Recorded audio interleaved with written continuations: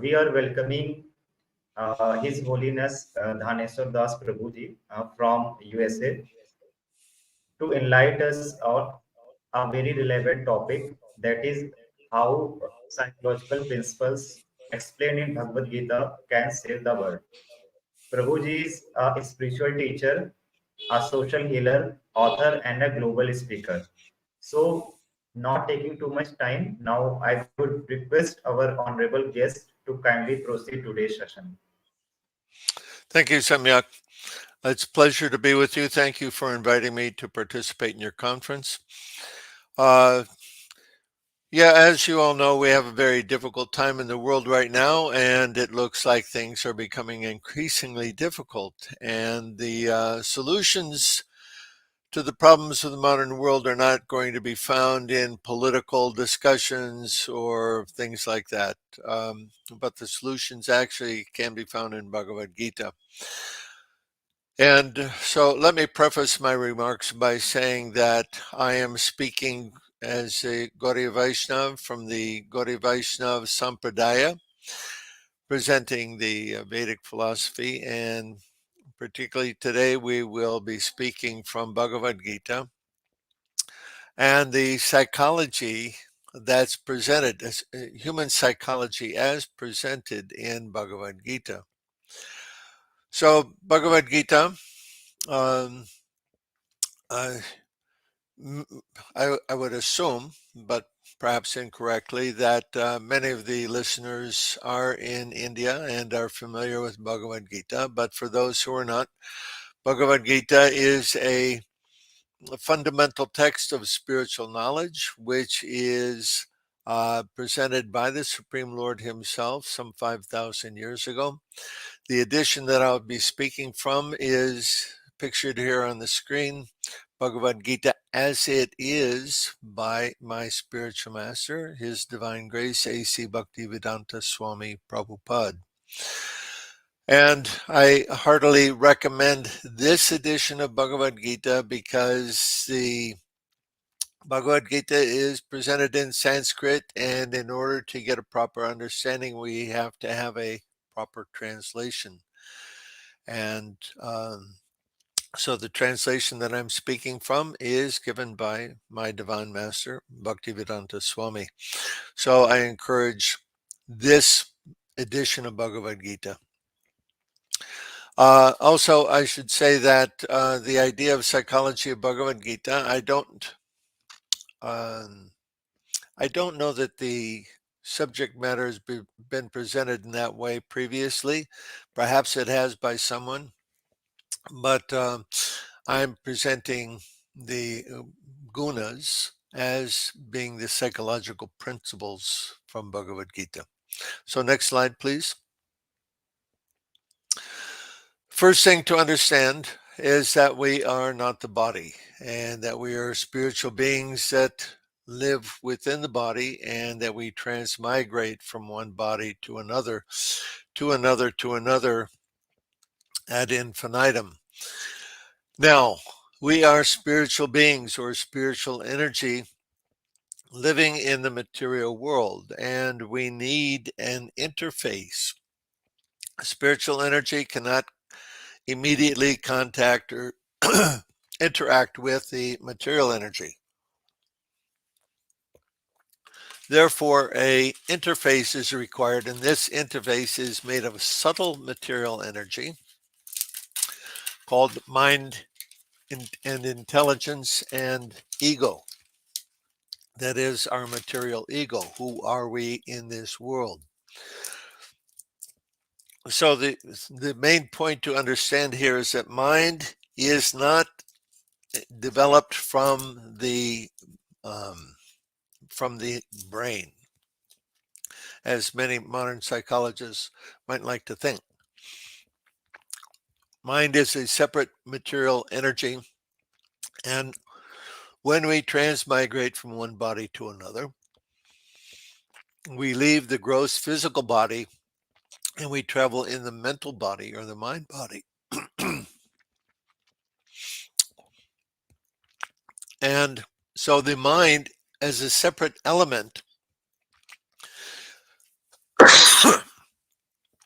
excuse me, the mind as a separate element is affected by the contact with the material energy. Next slide, please.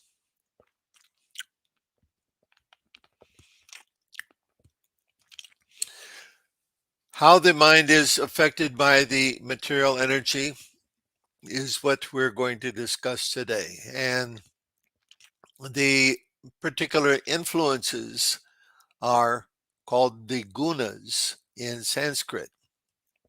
So this is what we'll be speaking about is the gunas. Next slide, please. We see that so many different characteristics of human beings, of personality. We are persons. We have personal qualities. All of these different characteristics that we see on the screen are different aspects of human behavior which are influenced by how we contact the material energy. And so, whether we're honest, dishonest, whether we're chaste or unchaste, clean or unclean, all of these things determined by our contact with the material energy. Next slide, please. So the Vedic gunas can be translated in various ways. As one is qualities of material nature or modes of material nature, the different modes, mode meaning characteristic of material nature. I personally translate the gunas as consciousness determinants. That is, they determine the state of our consciousness.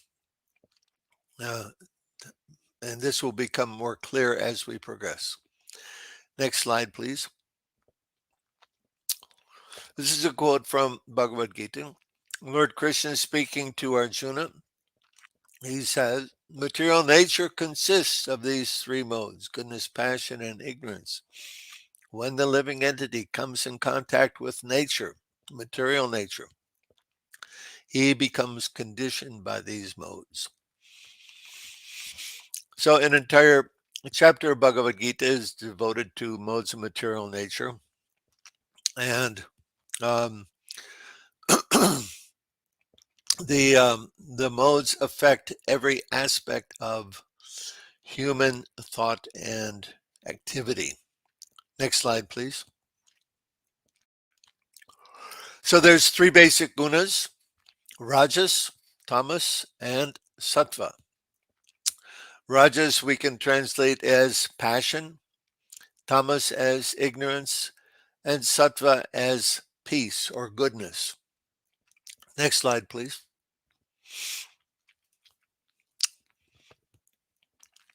So the chief characteristics of the different gunas, Rajagun.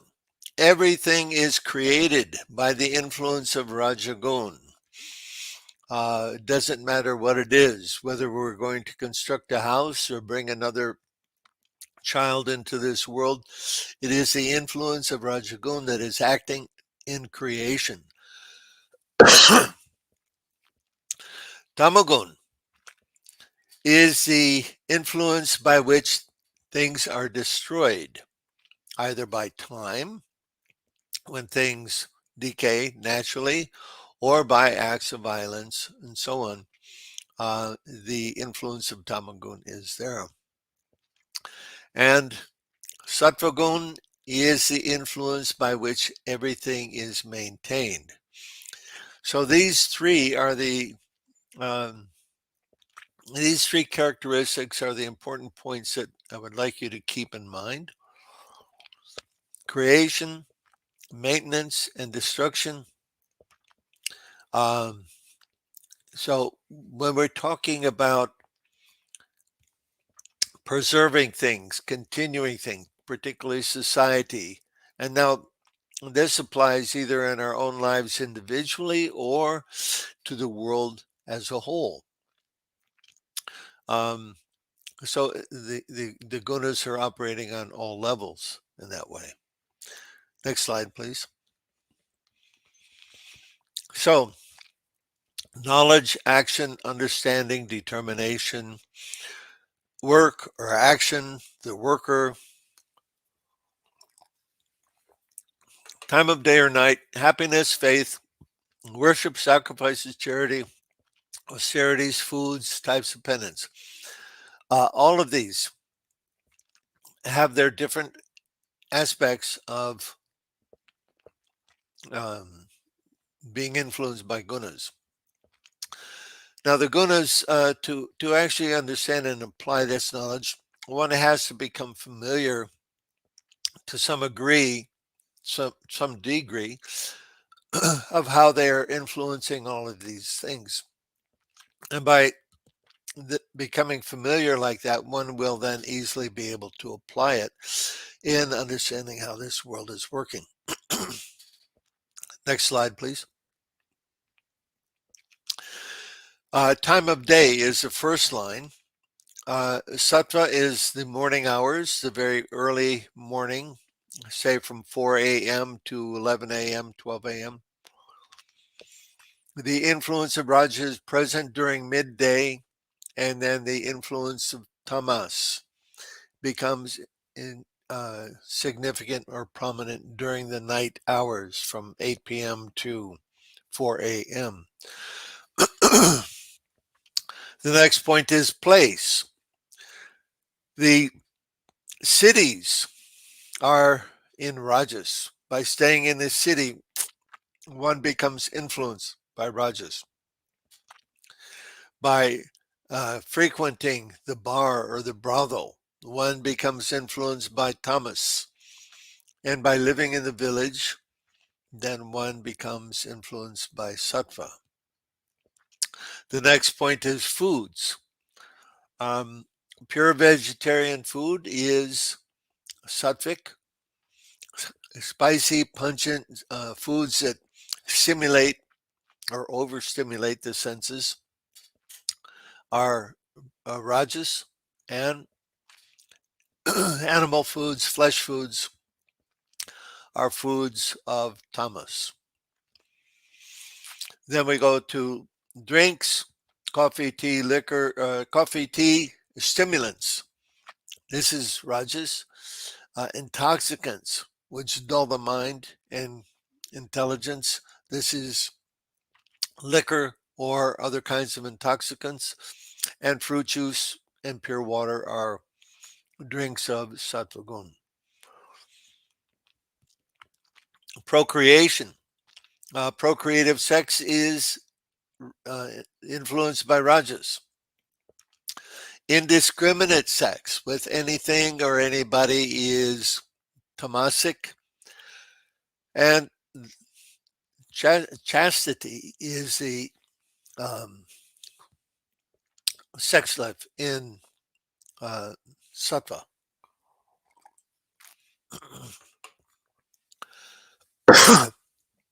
Personal activity. Rajas, when one acts for personal gain, one wants to acquire more and more and more. This is activity in Rajagun. I do something because I want a result. This is Rajas. If I'm acting to destroy something, this is Tamas. And activity in which I am performing my duty, this is Sattvic. Duty according to what? According to Shastra, according to Scripture. We each have our duty according to our time, time of our life and our place in society. Then we get some idea of, let's see, the next one would be economics.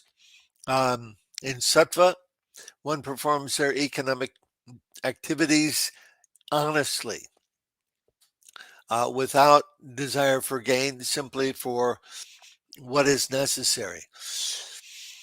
Rajagun.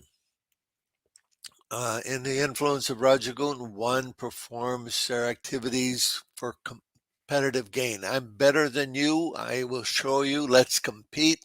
I will win and I will get everything. I will get the prize.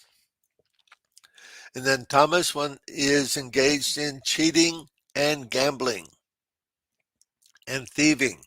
This is economics of tamagun. And then finally, as an example of exercise, we can have yoga or tai chi as sattvic, lifting weights, developing big muscles. This is uh, exercise in rajagun. And then tamagun is lethargy or laziness. So, as this quote from Lord Krishna says, when we do these things, when we come in contact with the material energy, we become conditioned by that.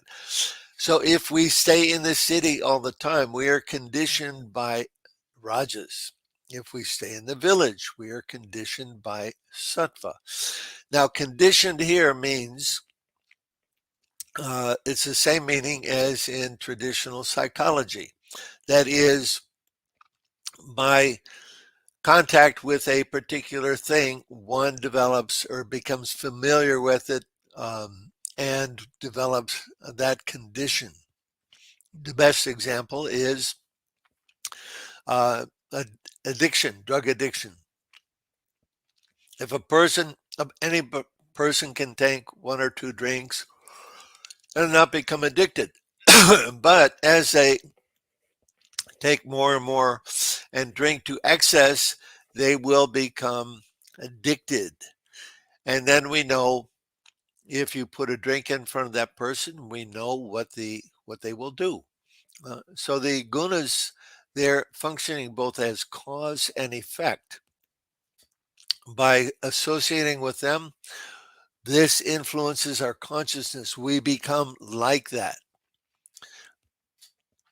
And if we become like that, and so that influences our behavior, our future behavior also. It's that situation in which we become comfortable, familiar, and in which we find everything desirable. So they function as cause and effect. This is an important thing to know. Okay, next slide.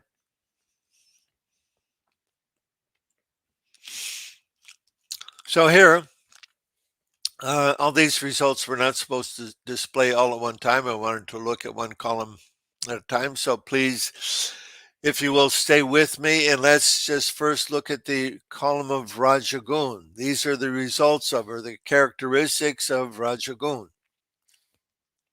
Selfishness, me. It's all about me. Greed, competition, misery, distress, dissatisfaction. I'm not satisfied with what I have. I want to have more, right? In other words, what I have is not enough. It's never enough. If I stay in Rajagun, I'm still going to want more. In Rajagun, there's winners and losers, and winner take all.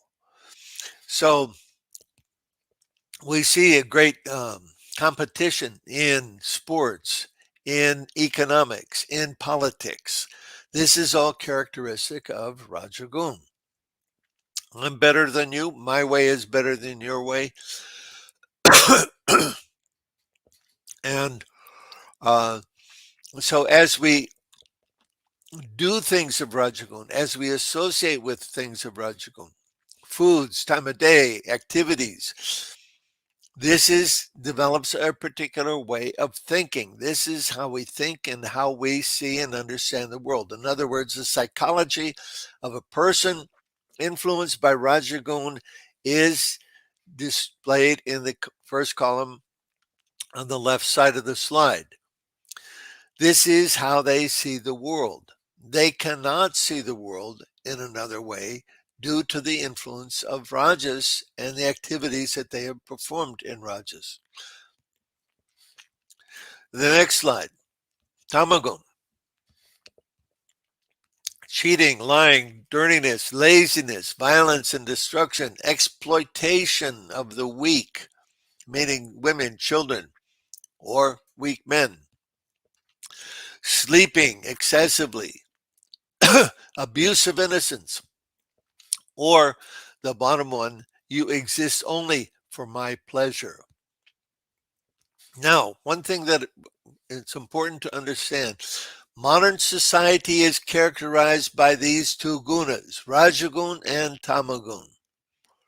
Ideally, there should be a balance of all three, but modern society, Sattvagun is diminishing as Tamagun is increasing. And anyone with sufficient number of years can see that in their lifetime, this has accelerated to a great degree.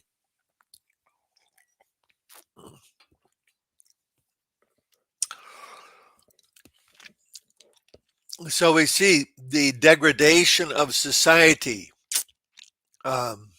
We are going from Rajagun to Tamagun, increasing Tamagun.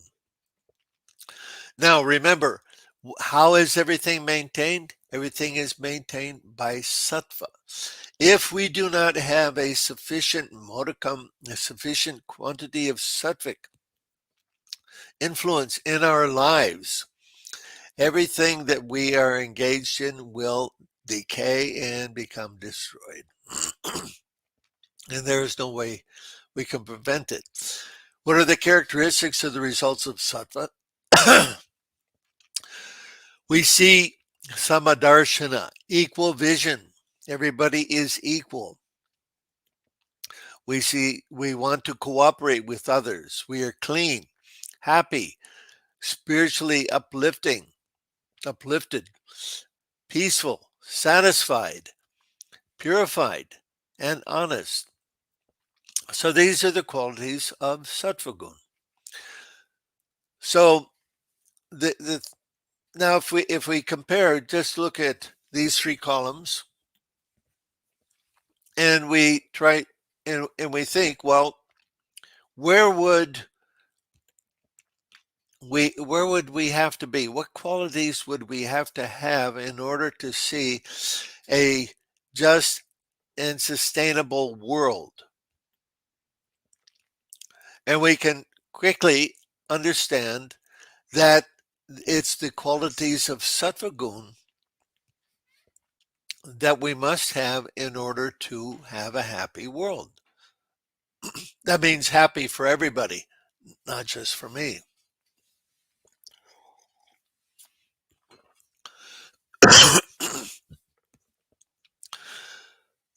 So this is a zero-sum game. As one increases, the others two must decrease.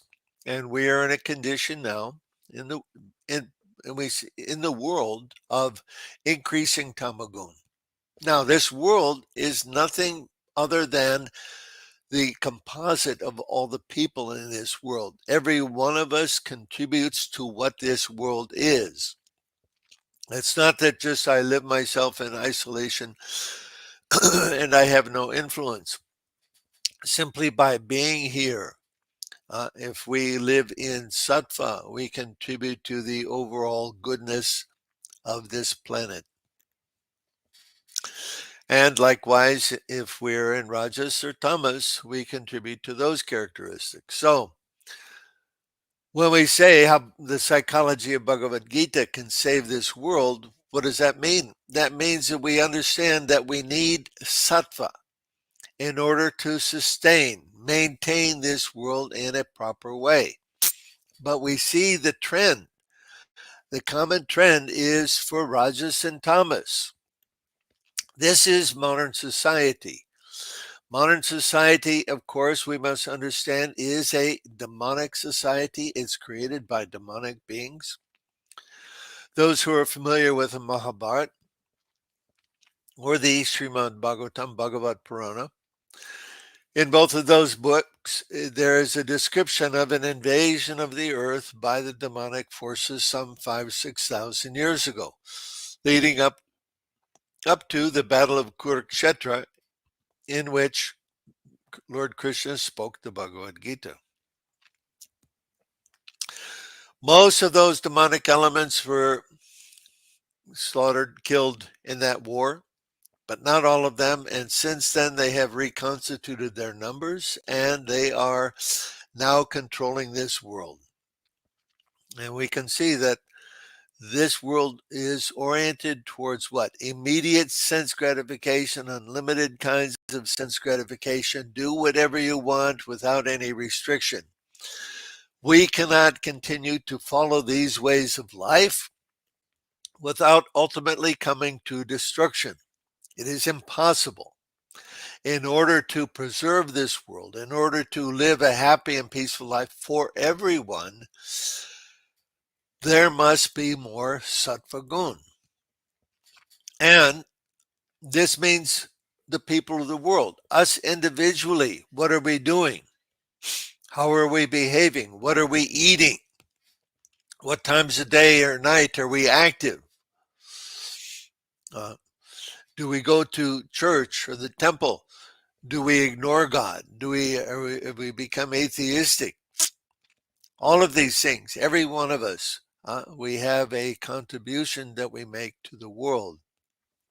And in order to sustain this world, we must individually and collectively come to and develop sattva gun. Next slide, please. So, rajas means more, more, more. I'm never satisfied. I want more. This is what advertising is all about, right? They show you some picture of some thing, whatever it is, to stimulate your desire for that thing. But you don't need it. These are unnecessary necessities. Tamas, the main feature is degradation and destruction, either personally or collectively. And sattva, everything is maintained by sattva. Next slide. So we've covered this to a large degree. The personal qualities that we develop as a result of rajas, tamas, and sattva. Again, we see that the qualities that we would like to have if we were to live a happy life, a life of happiness and satisfaction, we must understand that if we stay in Rajagun, if we allow ourselves to be influenced by Rajagun, we will never be satisfied and happy. We will be dissatisfied. So what does that mean?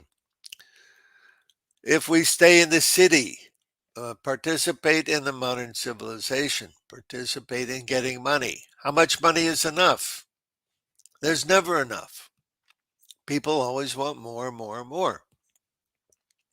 They've taken surveys of people and asked them, how much money do you need to be rich? And without exception, everybody thought, well, if I had twice as much money as I have now, I would consider myself rich. So what does that mean? That means even if you get twice as much, you're still going to be thinking, if I have twice as much. In other words, in Rajas, you cannot be satisfied with what you have. You must come to Sattva Gun. And in Sattva Gun, then you can be satisfied instead of unhappy. So again, modern society is developed particularly for the purpose of getting more and more and inflaming desires. Why? Because somebody else is profiting by your buying their products. It's the whole world is now situated in such a way so as to allow someone to benefit by your actions. Next slide, please. So, how can we change? It's an important question. Okay, say I'm situated in Rajagun, in Tamagun. How can I get myself to Sattvagun? One of my colleagues, David Wolf, dear Govinda, Das. He, for his PhD in psychology, he developed what's called the Vedic Personality Index. And what this is a quantitative measure of a person's gunas. And basically, how it works is one takes a questionnaire based on lifestyle questions, what one is doing at the present time. And then he had an experiment to see how, if people can raise their gunas from rajas to tamas, or from tamas to rajas to sattva, raise their quantitative measurement higher. And to do so, he asked them to adopt a vegetarian diet, to give up intoxication, to meditate on chanting the Hare Krishna mantra, and perhaps performing Hatha Yoga. And the result of this is that he found that by meditation on chanting a Hare Krishna mantra, even for 15 minutes a day, that the participants in this study, they were able to lift themselves, to raise their consciousness up. Next slide, please.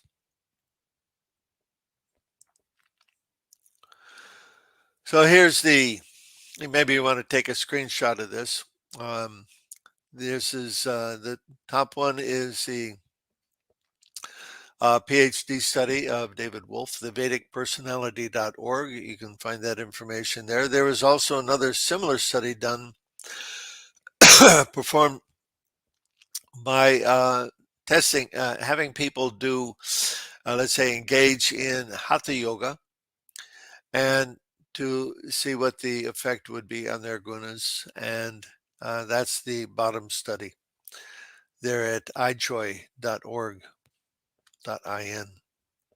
So if you'd like to have a look at those, and I'd encourage you to do so, please take a screenshot of this slide and then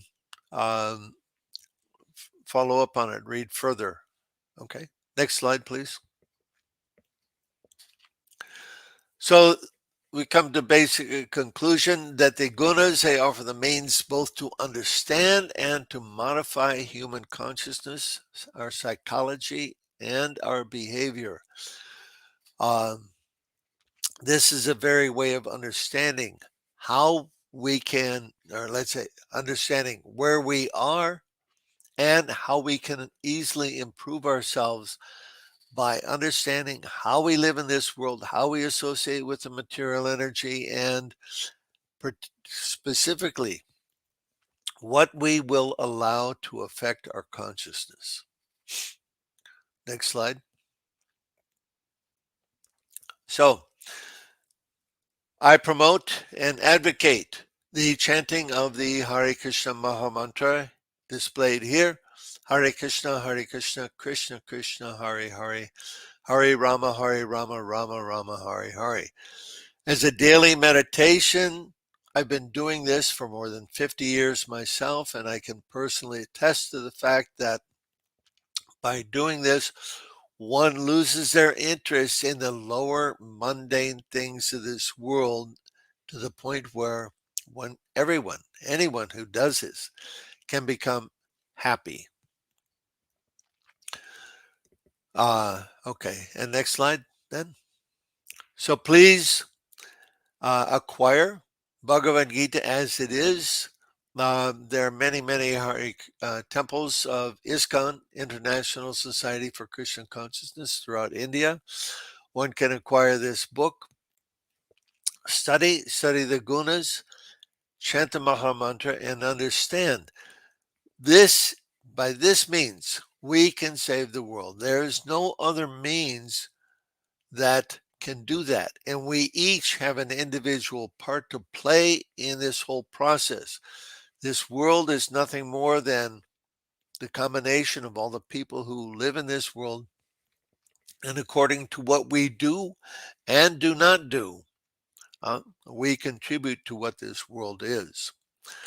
So please, we must understand this philosophy. We must lift the world up to Sattva Gun, by giving up activities of Rajagun and Tamagun. So we'll leave it at that. Thank you very much. Hare Krishna. And this is my website, spiritualrevolution.global, in which the Maha Mantra is explained in some detail, and you will find many references.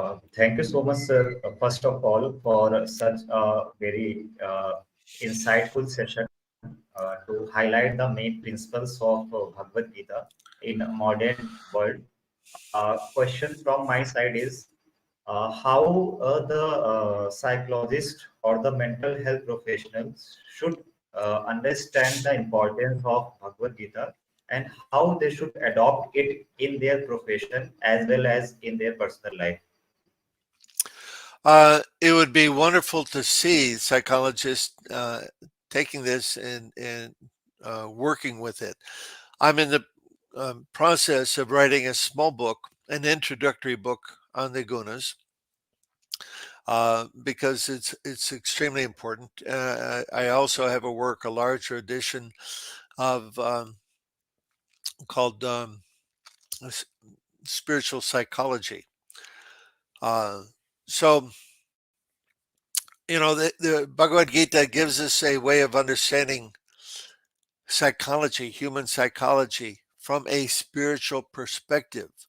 Most of the psychological profession, they are working, operating as if we are the body. And, they come up with various theories and uh, theories to explain how people do what they do. And they all have some degree of validity. Behavioralism, for example, they do tests and they can see that this is correct. But at the same time, we have to understand that we are more than the body. We are a spiritual being. We do not come into this life as a blank slate, as thought by and promoted by some, but we bring with us both karma and desires from previous lives. And we begin this life accordingly. So we have to understand what influences our consciousness. Our consciousness is what determines what we do. It's what we are. We are consciousness. So what is affecting that? And this is very clearly explained by the gunas. It's in my opinion, the quintessential study of human psychology. As far as I've seen, like I mentioned, I don't know anybody who's speaking about the gunas from a perspective of psychology. I assume again that there are many, many people in India who are uh, participating, watching this presentation, and I would encourage you, please take up this study and promote this understanding and science to the entire world. It should hold a high place in the world now. Actually, we are in the process of coming to a spiritual age. There is a mini spiritual age or golden age that is coming. And the question is, how will we get there from here? Because we see the world today is not very spiritual. The modern materialistic, atheistic way of life will go by the wayside. And so we can see many wars going on, increasing wars all over the world, depending on how we see the news or what news we read. But if you read news of Africa, in many countries there are wars and killing going on there. Of course, we all know of the latest conflagration in the Middle East, and then there's the ongoing war in Ukraine, which is actually not just Ukraine and Russia, but it's the entire West versus the uh, Russian culture. There are powers in the world who want to force everyone in the world to live according to their way of understanding. And they are doing this through cultural hegemony as well as economic hegemony. And they're trying to force people to accept their ideas of abysmal morality, okay, or the idea that men can be women or women can be men, and all kinds of ridiculous ideas like this, atheistic ideas. And so there needs to be, anyway, so they will continue to push like this. And the question is, okay, is anybody pushing back? Who's pushing back? Russia certainly is pushing back against this. In the state of Kenya, for example, they have also passed laws against homosexuality, which are being challenged in court.